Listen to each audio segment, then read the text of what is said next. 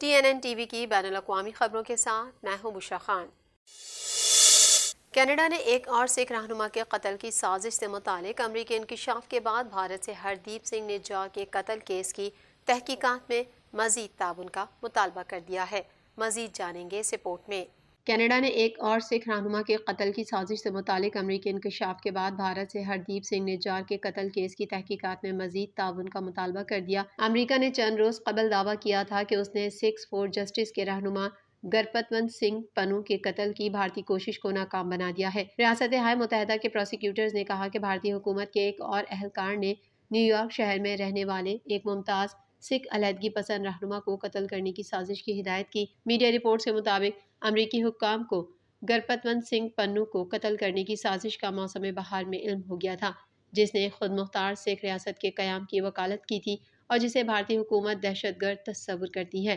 US drug enforcement administration نے مداخلت کی اور اسٹنگ قائم کی، جس میں خفیہ ایجنٹ کو ہٹ مین کے طور پر ظاہر کیا گیا۔ جب سازش کرنے والوں نے ایک بین الاقوامی منشیات کے اسمگلر کو $1,00,000 میں کارکن کو قتل کرنے کی سازش میں بھرتی کیا۔ غیر مہربند فرد جرم میں ہندوستانی حکومت کے اہلکار پر کوئی فرد جرم عائد نہیں کی گئی اور نہ ہی اس کی شناخت کی گئی تھی، لیکن اسے سیکیورٹی مینجمنٹ اور انٹیلیجنس میں ذمہ داریوں کے ساتھ سینئر فیلڈ آفیسر کے طور پر بیان کیا گیا تھا۔ کہا جاتا ہے کہ وہ اس سے قبل ہندوستان کی سینٹرل ریزرو پولیس فورس میں خدمات انجام دے چکے ہیں۔ دوسری جانب میڈیا رپورٹ میں کہا گیا ہے کہ کینیڈین وزیر اعظم جسٹن ٹروڈو نے کہا کہ امریکہ سے آنے والی خبریں اس بات کی مزید نشاندہی کرتی ہیں اور ہم شروع سے ہی اس بارے میں بات کر رہے ہیں کہ بھارت کو یہ معاملہ سنجیدگی سے لینے کی ضرورت ہے۔ امریکی محکمہ قانون نے بدھ 30 نومبر کو سکھ رہنما گرپتونت سنگھ کے قتل کی سازش میں 52 سالہ بھارتی شہری نکھل گپتا پر چارج شیٹ بھی عائد کی ہے، جس میں کہا گیا ہے کہ بھارتی حکومت کا اہلکار اس قتل کے لیے نکھل گپتا کو ہدایات دے رہا تھا اور اسی اہلکار نے کینیڈا میں سکھ رہنما نجار سنگھ کو قتل کروایا۔ امریکہ کی جانب سے یہ الزامات ایسے وقت میں سامنے آئے جب تقریباً 2 ماہ قبل کینیڈا کا کہنا تھا کہ جون 2023 میں وینکوور کے مضافاتی علاقے میں سکھ علیحدگی پسند رہنما ہردیپ سنگھ نجار کے قتل میں بھارتی ایجنٹس کے ملوث ہونے کا قابل اعتماد الزام ہے۔ کینیڈین وزیر اعظم نے تحقیقات میں تعاون کی ضرورت پر زور دیتے ہوئے کہا کہ بھارتی حکومت کو اس بات کو یقینی بنانے کے لیے ہمارے ساتھ مل کر کام کرنے کی ضرورت ہے کہ ہم معاملے کی تہہ تک پہنچ رہے ہیں۔ گوگل اور وفاقی حکومت آن لائن نیوز ایکٹ پر اپنے تنازع میں ایک معاہدے پر پہنچ گئے، جس کے تحت گوگل کینیڈین خبروں کو آن لائن شیئر کرنا جاری رکھے گا۔ مزید احوال اس رپورٹ میں۔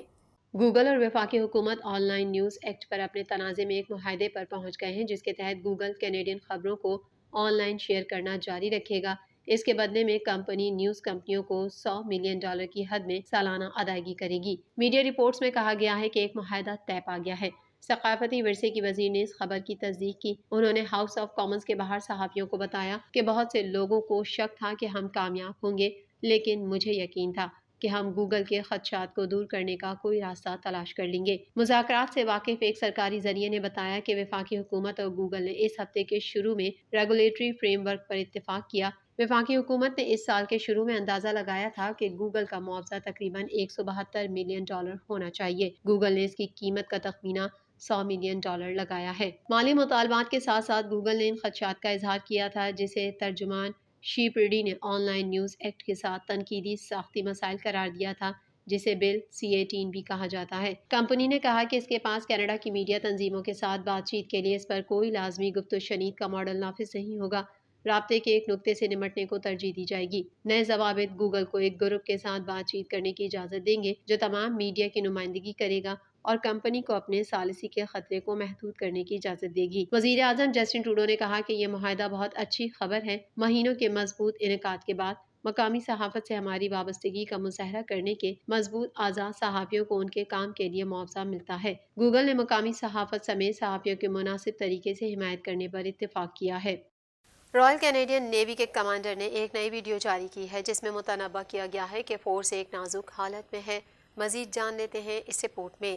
رائل کینیڈین نیوی کے کمانڈر نے ایک نئی ویڈیو جاری کی ہے، جس میں متنبہ کیا گیا ہے کہ فورس ایک نازک حالت میں ہے، جس میں ایسے بحری جہاز ہیں جو ان کے لائف سائیکل سے باہر ہیں اور انہیں چلانے کے لیے ملاحوں کی شدید کمی ہے۔ بحریہ کے یوٹیوب پیج پر پوسٹ کی گئی ایک ویڈیو میں وائس ایڈمرل انگس ٹوپسی نے کہا کہ فورس اگلے سال اور اس کے بعد اپنی تیاری کے وعدوں کو پورا نہیں کر سکتی، حالانکہ اس نے اپنے بہت روشن مستقبل کے بارے میں پرامید لہجے میں حملہ کرنے کی کوشش کی۔ توپچی نے ویڈیو میں کہا، تاریخی طور پر ہم نے ہر چیلنج کا مقابلہ کیا ہے، لہٰذا مجھے یقین ہے کہ ہم اس سے گزرنے کا راستہ تلاش کر لیں گے۔ یہ ویڈیو گزشتہ ہفتے دفاعی قیادت کے ایک سمپوزیم میں چلائی گئی تھی، جہاں توپچی نے ذاتی طور پر خطاب بھی کیا۔ محکمہ دفاع نے ایک بیان میں کہا کہ اس کا مقصد ترجیحات کو اجاگر کرنا تھا، جبکہ رائل کینیڈین نیوی کی حالت کا ایک منصفانہ اور دیانت دارانہ اندازہ لگانا تھا۔ ویڈیو میں بحریہ کے پیشوں اور ان کے عملے کے موجودہ سطحوں کا ایک چارٹ شامل ہے، جس سے یہ ظاہر ہوتا ہے کہ بہت سے کرداروں میں اسامی کی شرح 20% سے زائد ہے۔ توپچی نے کہا کہ اس کی وجہ یہ ہے کہ کینیڈا کی مسلح افواج کی 10 سال سے زائد عرصے بھرتی ونگ سے اپنے اہداف کو پورا کرنے میں ناکام رہی۔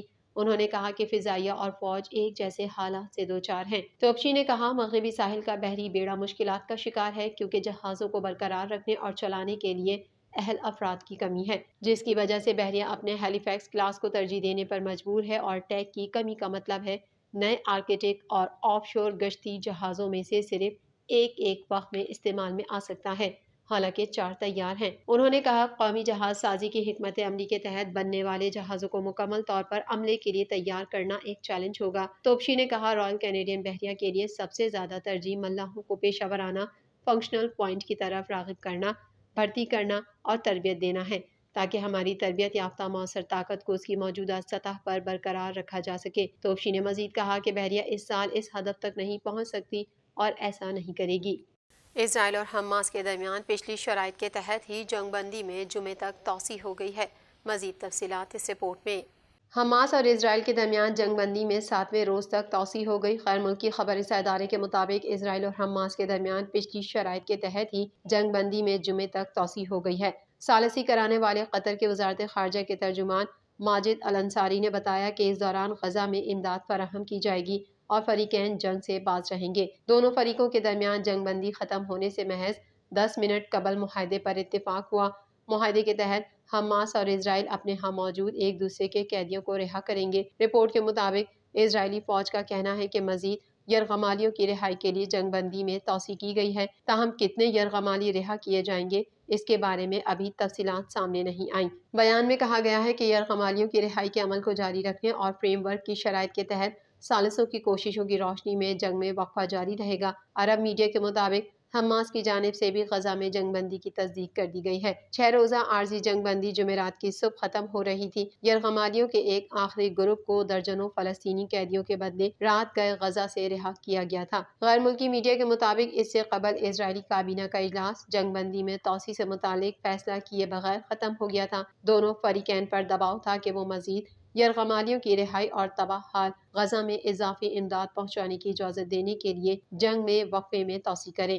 اس حوالے سے امریکی وزیر خارجہ انٹونی بلنکن گزشتہ شب بات چیت کے لیے اسرائیل پہنچے ہیں۔ معاہدے کے تحت جنگ بندی میں توسیع اس صورت میں ہو سکتی ہے اگر حماس ایک دن میں مزید 10 یرغمالیوں کو رہا کرے۔ حماس کے ایک قریبی ذرائع نے بتایا کہ حماس جنگ بندی کو 4 روز تک بڑھانے کے لیے تیار ہے۔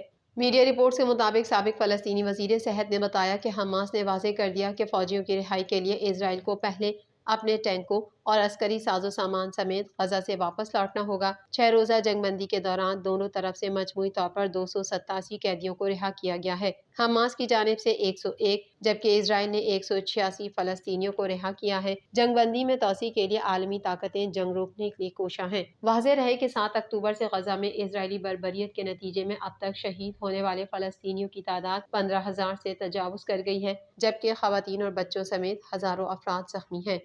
امریکہ کے نوبل انعام یافتہ سابق وزیر خارجہ ہینری کسنجر مختصر علالت کے بعد 100 سال کی عمر میں جہان فانی سے کوچ کر گئے۔ مزید جانیں گے اس رپورٹ میں۔ امریکہ کے نوبل انعام یافتہ سابق وزیر خارجہ ہینری کسنجر مختلف علالت کے بعد 100 سال کی عمر میں جہان فانی سے کوچ کر گئے۔ 27 مئی 1923 میں پیدا ہونے والے ہینری کسنجر کا شمار امریکہ کے لائق و فائق اور نہایت قابل احترام سفارتکاروں میں ہوتا ہے۔